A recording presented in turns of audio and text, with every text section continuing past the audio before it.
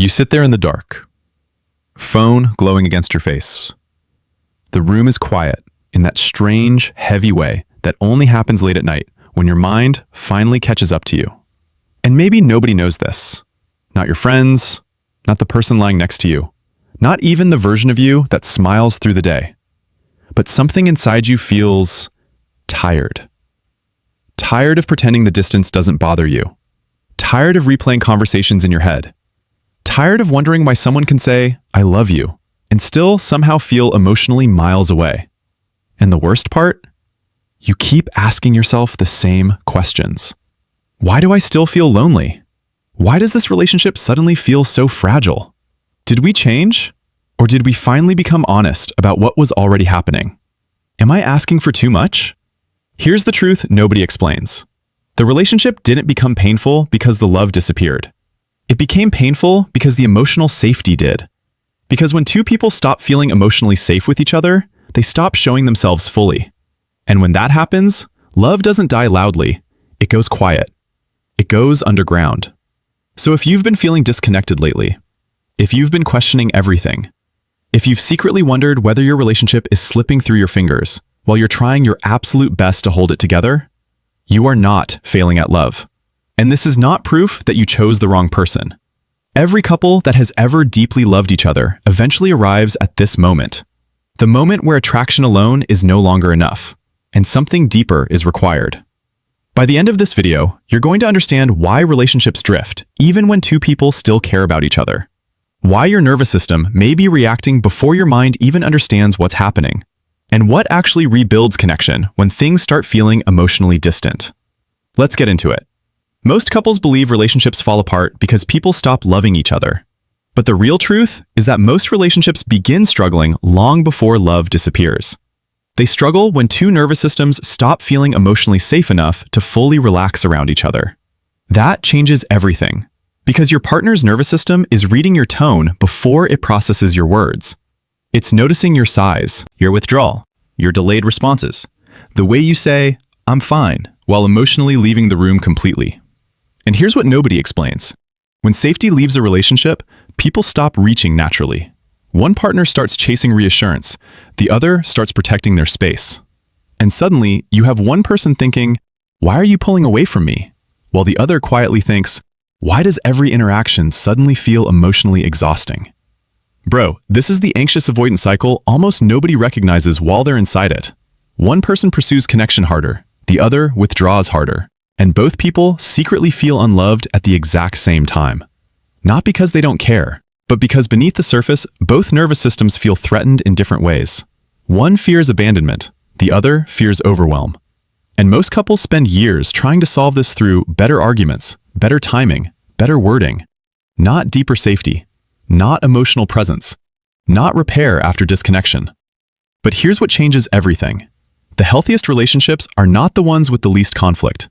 They're the ones where both people feel emotionally safe enough to stay honest while conflict is happening. That's the difference.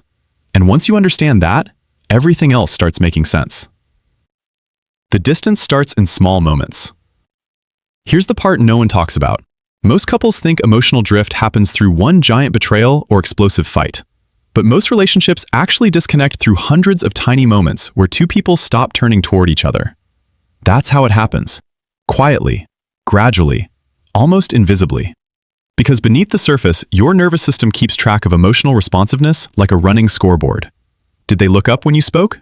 Did they soften when you were stressed? Did they stay emotionally present when you were vulnerable?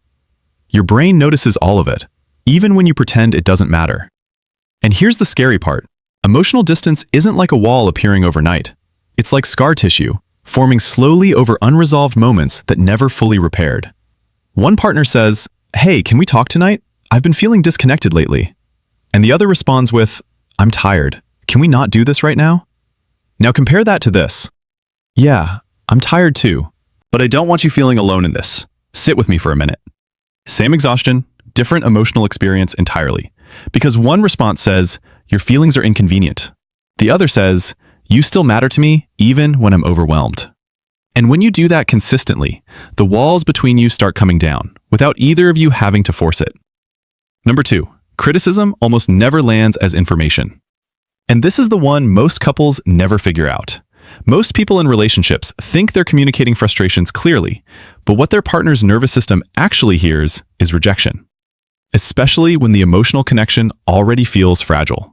Because criticism doesn't hit the brain as neutral feedback, it hits like danger. Your nervous system during conflict is like a smoke detector. It cannot tell the difference between emotional rejection and physical threat fast enough, so it sounds the alarm either way. That's why even calm criticism can make someone defensive instantly. Not because they don't care, not because they're immature, but because something beneath the surface suddenly feels unsafe. Most couples say things like, "You never listen. You always shut down. You don't care anymore." But here's what nobody explains. Absolute language creates emotional cornering, and cornered people protect themselves. Now listen to the difference here.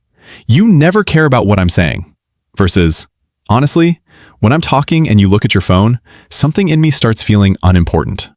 One creates defensiveness, the other creates understanding. One attacks identity, the other reveals emotional experience.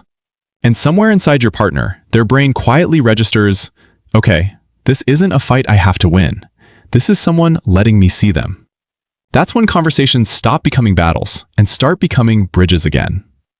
Number 3, your partner does not need perfection. This is where it gets really interesting. Most couples think connection is built through grand gestures, perfect communication, or never messing up. It's not. Not bigger dates, not more advice, not pretending you never get triggered. Real intimacy is built through repair. That's the thing most emotionally mature couples understand that others don't. Because every relationship will rupture eventually. Someone will forget something important. Someone will say the wrong thing. Someone will emotionally shut down for a while. That part is unavoidable. But healthy couples repair quickly instead of protecting their ego endlessly. And honestly, man, ego is expensive in relationships. One version sounds like this. "Well, you upset me too. You're acting dramatic. I already said sorry. What else do you want?" But repair sounds different. "I can see that hurt you. That wasn't my intention, but I understand why it landed that way. Come here, let's fix this before the distance grows." You feel the difference immediately, because repair tells your partner, "Our connection matters more to me than being right."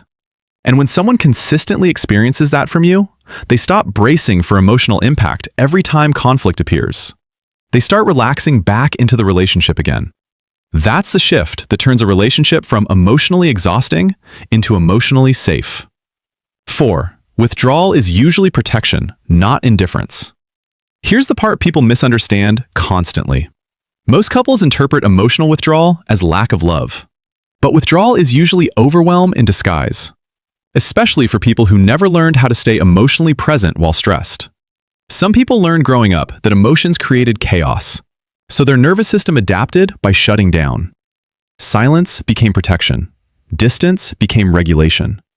So when conflict happens now, their body reacts automatically, not because they don't care, but because somewhere deep inside, closeness suddenly feels dangerous. And this is where relationships become heartbreaking. One partner sees withdrawal and thinks, "You don't love me enough to fight for this." While the withdrawn partner quietly thinks, "If I say one more wrong thing, I'll make this even worse."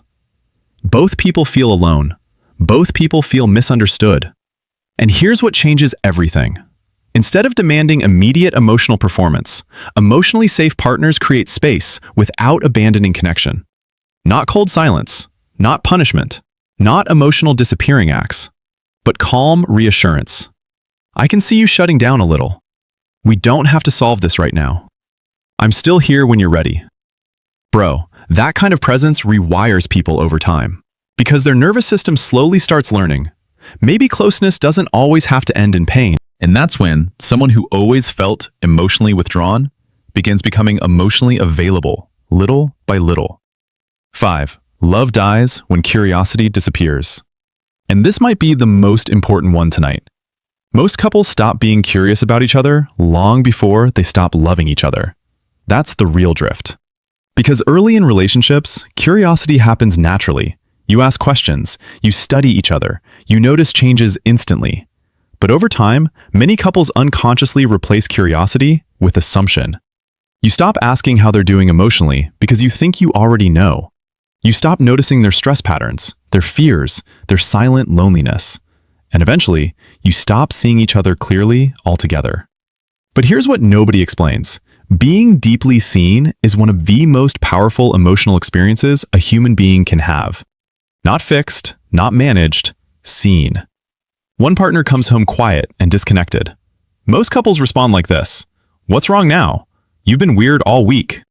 But curiosity sounds different. "You seem heavier lately. What's been sitting on your mind that you haven't said out loud yet?" Feel that? One response creates defensiveness, the other creates emotional permission. And somewhere beneath the surface, something in them whispers, "I forgot how good it feels to be emotionally noticed." That's what keeps long-term love alive. Not intensity, not constant passion, but two people continuing to discover each other instead of assuming they already have. Because honestly, the strongest relationships are not built by people who never changed. They're built by people who kept meeting each other again and again through every version they became. This isn't a checklist, it's an invitation to show up differently. Because when you truly internalize this stuff, you stop treating connection like something you either magically have or don't have. You start understanding that emotional intimacy is built through presence, repair, safety, and the tiny moments most people overlook completely. You become slower to attack, slower to assume, slower to emotionally disappear when things get hard. And your partner feels that before you even say a word. Because this isn't a communication hack. This is what emotionally mature love actually looks like in real life. Messy sometimes, imperfect sometimes, but real. And the beautiful thing is this: when one person becomes emotionally safer, emotionally calmer, emotionally more honest, it changes the emotional climate of the entire relationship. Not instantly, but gradually, powerfully. Like warmth returning to a room that's been cold for far too long. And maybe that's what you needed to hear tonight. Not that your relationship is doomed. Not that you're too broken for love. Not that distance means it's over. But that connection can return when two people stop protecting themselves from each other and start turning toward each other again. Because real intimacy